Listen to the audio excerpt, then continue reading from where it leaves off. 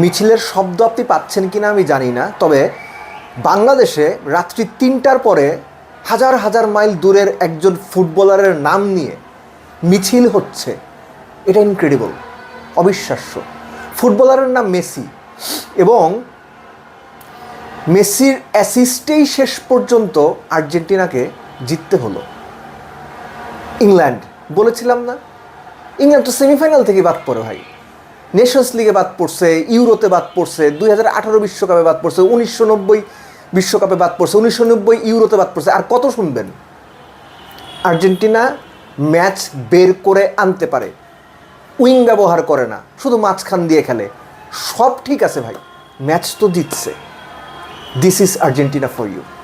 এবং এই আর্জেন্টিনা যখন দরকার তখন যেভাবে প্রয়োজন ঠিক সেভাবেই গিয়ারটা চেঞ্জ করে, গাড়ির মতো। ফার্স্ট, সেকেন্ড, থার্ড, ফোর্থ, আরও বেশি থাকলে আরও বেশি। আমি তো একটা নাম্বার বলি, 6 foot 7 inch Dan Burn, John Stones 6 foot 2 inch, Konsa 6 foot 1 inch, O'Reilly 6 foot 4 inch. England 55 মিনিটে গোল করার পর 10 জন নিয়ে যে ডিফেন্স করার মানসিকতা দেখালো, টমাস টুকেলকে এই জায়গায়, এই যে কিছুদিন ধরে বাংলাদেশে ভাইরাল আশরাফুল বাদ বাকিটা তো আপনি শুনছেন, টমাস টুকেল এই ম্যাচে স্ট্র্যাটেজিক্যালি আসল আশরাফুল। এই যে লম্বা লম্বা প্লেয়ার নামালেন কেন? ক্রস আটকানোর জন্যই তো। কিন্তু আর্জেন্টিনা তো উইং দিয়ে খেলে না, ক্রস আটকাবেন কেন? মাঝখান তো আটকাবেন আপনি। আর্জেন্টিনা উইংই ব্যবহার করেছে, আর্জেন্টিনা ক্রসই করেছে। লৌতারো মার্তিনেস 5 ফুট 9 ইঞ্চি মানুষ, তার সামনে ছিল জন স্টোনস 6 ফুট 4 ইঞ্চি, পেছনে কনসা 6 ফুট 1 ইঞ্চি। মাঝখান থেকে হেড করে গোল করে দিল, দুইজন তালগাছের মাঝখান দিয়ে। ঠিক অ্যালেক্সিস ম্যাকালিস্টারও একই কাজ করেছিল। এটা অ্যাবিলিটির ব্যাপার ভাই। পিন পয়েন্ট ক্রসটা জায়গা মতো গিয়ে পড়বে, এবং ওই অ্যাবিলিটি খরচ করে বা ওই অ্যাবিলিটি কাজে লাগিয়ে গোলটা করতে হবে। গোল করে ম্যাচ জিতিয়ে দিয়েছেন আর্জেন্টিনা ফাইনালে। Argentina Spain final. আমি 55 মিনিটের পর ডিফেন্সিভ স্ট্র্যাটেজির কথা বলছিলাম ইংল্যান্ডের। ভুল স্ট্র্যাটেজি, খুবই ভুল স্ট্র্যাটেজি। কেননা আপনারা দেখেছেন এই দলটা 2 গোলে পিছিয়ে থেকে ম্যাচ জেতে। আপনারা দেখেছেন এই দলটা 2 গোল বারবার সমতায় ফেরার পরও ম্যাচ জেতে। আপনারা দেখেছেন এই দলটা সবশেষ ম্যাচটাও অলমোস্ট একই ফ্যাশনে জিতেছে। সো আপনি আইডিয়ালি প্রায় 35-40 মিনিট আর্জেন্টিনাকে 10 জন নিয়ে ডিফেন্ড করে আটকে রাখবেন, এটা কেন চিন্তা করলেন আমি জানি না। I do feel sorry for the English players. ভুল স্ট্র্যাটেজি তাদের ম্যাচ হারার কারণ। ইংল্যান্ড প্লেড রিয়েলি ওয়েল, কিন্তু আর্জেন্টিনা যখন প্রয়োজন, আবারও বলছি, ঠিকঠাক কাজটা করে দিয়েছে। এবং ম্যাচের যে সমতায় ফেরানো গোলটা 1-1, এনজো ফার্নান্দেস।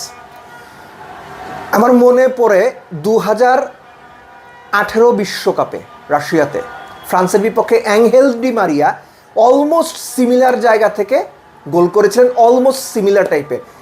আপনার এনজোরটা ছিল হচ্ছে একটু ডান দিক থেকে, আর ডি মারিয়াটা ছিল বাম দিক থেকে। এই যে গোলটা, এই গোলটা যখন হয়ে গেল কত 85 মিনিটে, এই গোলটা যখন হয়ে গেল না, তখন এই ম্যাচে একটা দলই জেতার জন্য ফেভারিট, এবং সেটা টাই ব্রেকারে না গিয়ে দ্যাট ওয়াজ আর্জেন্টিনা। এবং ওই জায়গাতে ইংল্যান্ড ট্রিকটা মিস করে গেছে, হেভিলি মিস করে গেছে। আর এর আগে পরে যদি আমরা বলি, এই যে ক্রস করার যে ব্যাপারটা, আর্জেন্টিনা জানে যে সব লম্বা ডিফেন্ডাররা ইংল্যান্ডের বক্সটা সামলাবেন বা রক্ষা করবেন, তারপরে তারা ক্রস করার ওই ক্যালকুলেটিভ রিস্কটা নিয়েছে। অ্যালেক্সিস ম্যাকালিস্টার একটা বারে মেরেছে, আরেকটা বারে মেরেছে সেটা শ্যুট করে। নিকো গঞ্জালেস দুর্দান্ত একটা হেড করেছিলেন, পিকফোর্ড দুর্দান্ত, আরও দুর্দান্ত সেভ করেছেন। সো আর্জেন্টিনা গোলটা খাবার পর তাদের যে মোটিভ ছিল দ্যাট ওয়াজ প্রিটি ক্লিয়ার। ভাই আমি ডিফেন্স উঠাই ফেলবো, আমি পারাদেসরে উঠাই ফেলবো, আমি নিকোরে লেফট উইংয়ে খেলাবো, আমি ইংল্যান্ডের ডিফেন্স তছনছ করে উইং থেকেই অ্যাটাক করে, যেটাতে বলা হচ্ছিল আর্জেন্টিনার সবচেয়ে দুর্বলতার জায়গা, সেটা ব্যবহার করেই গোল করার চেষ্টা করবো। আর্জেন্টিনা ঠিক সেটাই করেছে, জয়সূচক গোলটা সেভাবেই এসেছে।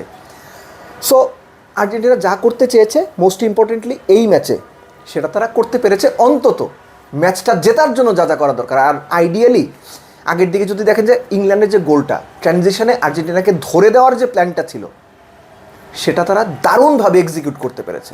এবং এখানে আমি দায় দেবো অবশ্যই নহুয়েল মলিনার। আপনার লুকাস ডিনিয়ে যেভাবে লামিন ইয়ামালকে লাথি দিয়ে ফাউল করে পেনাল্টি কনসিড করেছিলেন, মলিনা পেনাল্টি কনসিড করেছে কিন্তু গোলটা খাইয়ে দিয়েছেন। তার পেছনে যে গর্ডন আছেন তিনি মার্কই করতে পারেননি, বুঝতেই পারেননি কোথায় আছে। That was a serious mistake. Match জিতলেও ভুল তো ভুলই। আর আইডিয়ালি যেটা হয় আর্জেন্টিনার সঙ্গে ইংল্যান্ড কিংবা নেদারল্যান্ডসের ম্যাচে ওই একটু বেশি ফাউল, একটু বেশি গুতোগুতি এই ব্যাপারগুলো থাকে। জিওভানি সিমিওনিকে নামানোর যে সিদ্ধান্তটা, আমার মনে হয় যে এটা ভালো সিদ্ধান্ত ছিল, কাজে দিয়েছে।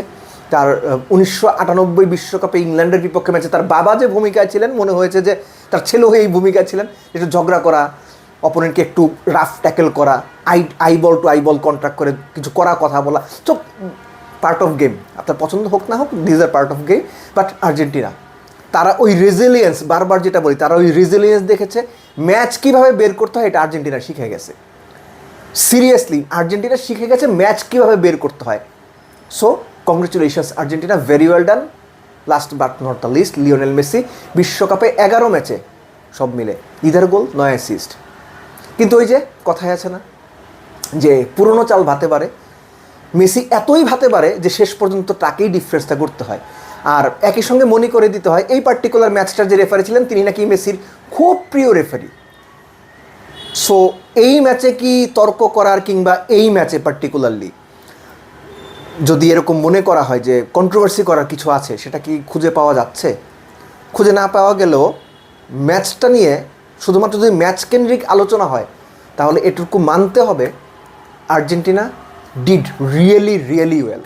কেননা ইংল্যান্ডের বিপক্ষে ইংল্যান্ডের ভুল স্ট্র্যাটেজির পরও ম্যাচটা বের করাটা খুব খুব ডিফিকাল্ট ছিল। এখন the ultimate match, Spain versus Argentina, K favourite? আপনাদের কি মনে হয় কারা জিতবে?